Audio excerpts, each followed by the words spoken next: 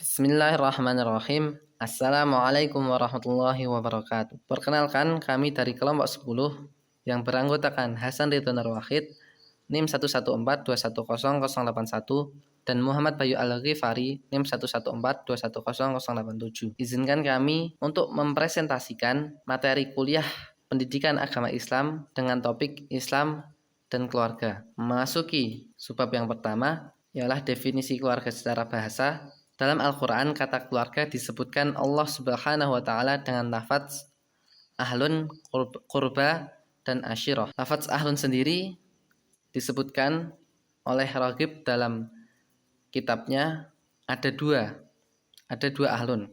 Yang pertama, ahlu al-rajul ialah keluarga yang senasab seketurunan dan mereka berkumpul dalam satu tempat tinggal. Yang kedua, ahlu al-Islam adalah keluarga yang seagama. Keluarga yang dimaksud ialah istrinya yang beriman dan anak-anaknya yang beriman. Sementara istri atau anak yang kafir tidak termasuk keluarga. Lafaz yang kedua ialah qurba. Menurut Sawi dalam kitabnya, beliau menyebutkan bahwa qurba adalah keluarga yang ada hubungan kekerabatan, baik yang termasuk ahli waris maupun yang tidak termasuk, yang tidak mendapat waris tapi termasuk keluarga kekerabatan. Lafaz yang ketiga, ashirah. Al-Raghib dalam kitabnya menyebutkan bahwa ashirah adalah keluarga yang seketurunan yang berjumlah banyak. Hal itu berasal dari kata, dan kata itu menunjukkan pada bilangan yang banyak. Selanjutnya, definisi keluarga secara istilah. Pengertian menurut istilah atau terminologi dalam Islam, keluarga adalah satu kesatuan hubungan antara laki-laki dan perempuan melalui akad nikah menurut ajaran Islam. Dengan adanya ikatan akad pernikahan tersebut dimaksudkan anak dan keturunan yang dihasilkan menjadi sah secara hukum agama. Dari pengertian ini, pernikahan adalah langkah awal dalam membangun keluarga, sehingga berketurunan dan terjalinnya pertalian antara dua keluarga besar. Selanjutnya, konsep keluarga dalam Islam. Islam menekankan pentingnya pernikahan dan keluarga, serta menjadikannya sebagai amal ibadah dan sunnah para nabi. Al-Quran menyebutnya sebagai anugerah terbesar dan salah satu tanda kekuasaan Allah Subhanahu wa Ta'ala.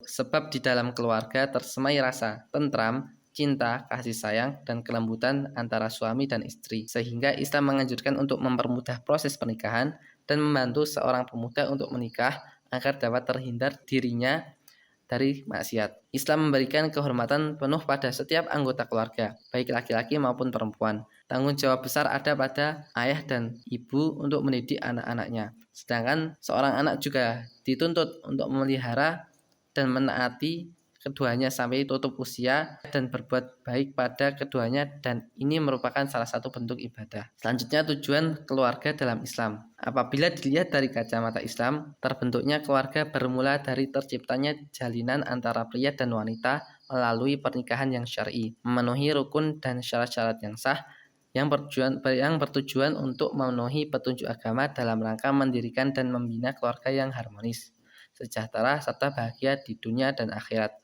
atau biasa disebut sakinah, mawaddah, warahmah. Imam Ghazali dalam Ihyanya atau kitabnya mengembangkan tujuan dari pembentukan keluarga menjadi 5, yaitu pertama, mendapatkan dan melangsungkan keturunan. Yang kedua, memenuhi hajat manusia berupa menyalurkan syahwatnya dan menumpahkan kasih sayangnya. Yang ketiga, memenuhi panggilan agama serta memelihara diri dari kejahatan dan kerusakan. Keempat, menumbuhkan kesungguhan untuk bertanggung jawab menjalankan kewajiban dan menerima hak dan bersungguh-sungguh untuk memperoleh harta kekayaan yang kekal. Yang kelima, membangun rumah tangga untuk membentuk masyarakat yang tentram atas dasar cinta dan kasih sayang.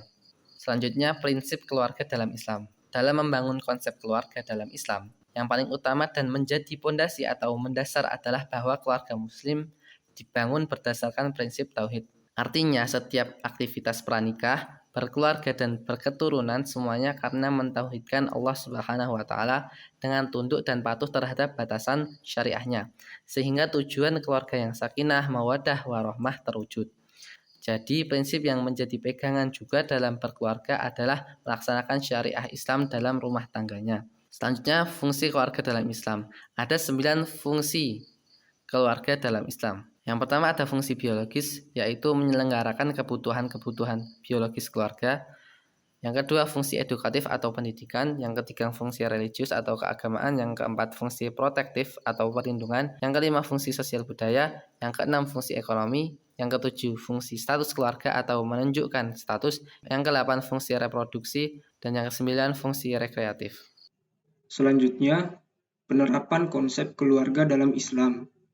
Konsep keluarga menurut Islam secara intinya tidak berbeda dengan bentuk konsep keluarga sakinah yang ada pada syariah Islam, yaitu membina rumah tangga yang sakinah, mawaddah, warahmah.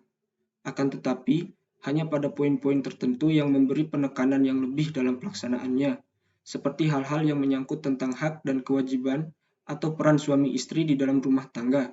Sebab inilah metode penerapan konsep keluarga dalam Islam. Kewajiban suami. 1.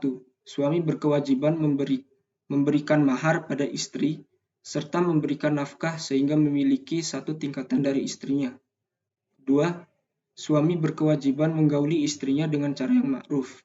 3. Suami berkewajiban menjaga keluarga dari dosa dan maksiat atau ditimpa oleh sesuatu kesulitan dan mara bahaya. 4. Suami wajib memberikan rasa tenang kepada istrinya, serta memberikan cinta dan kasih sayang kepadanya agar tujuan dari pernikahan yaitu sakinah, mawaddah, dan rahmah dapat terwujud. Kemudian kewajiban istri. 1. Kewajiban istri terhadap suaminya tidak ada yang berbentuk materi secara langsung, tetapi dalam bentuk non-materi seperti taat dan patuh kepada suaminya, dalam batasan syariah Islam. 2. Selain itu, istri juga harus mengupayakan untuk melaksanakan fungsi reproduksi secara baik dan sehat. Hak dan kewajiban bersama suami dan istri. 1. Bolehnya bergaul dan bersenang-senang di antara keduanya. 2. Timbulnya hubungan suami dengan keluarga istrinya dan sebaliknya. 3. Hubungan saling mewarisi di antara suami istri. Setiap pihak berhak mewarisi yang lain bila terjadi kematian. 4. Memelihara dan mendidik anak yang lahir dari perkawinan tersebut. 5. Memelihara kehidupan rumah tangga yang sakinah, mawaddah, dan rahmah. Kewajiban dan hak-hak anak dan orang tua. Kewajiban orang tua. 1. Sejak dalam kandungan, anak sudah memiliki hak walaupun belum menerima kewajiban. Hak tersebut ialah hak waris, hak wasiat, dan hak memiliki harta benda. 2. Orang tua berkewajiban untuk merawat, memelihara, dan mendidik anak supaya menjadi anak yang sehat, saleh, serta berilmu pengetahuan. 3. Orang tua terutama ayah wajib untuk memberi nafkah kepada anaknya. Kemudian kewajiban anak diantaranya 1. Bersikap dan berbuat baik dalam segala hal, serta merawat dan menjaga kedua orang tuanya yang sudah mendidik dan merawatnya. 2. Wajib untuk memberikan nafkah kepada orang tua apabila orang tuanya membutuhkan, karena pada dasarnya harta milik anak adalah milik orang tuanya juga.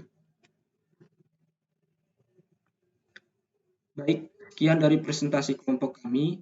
Lebih dan kurangnya kami memohon maaf.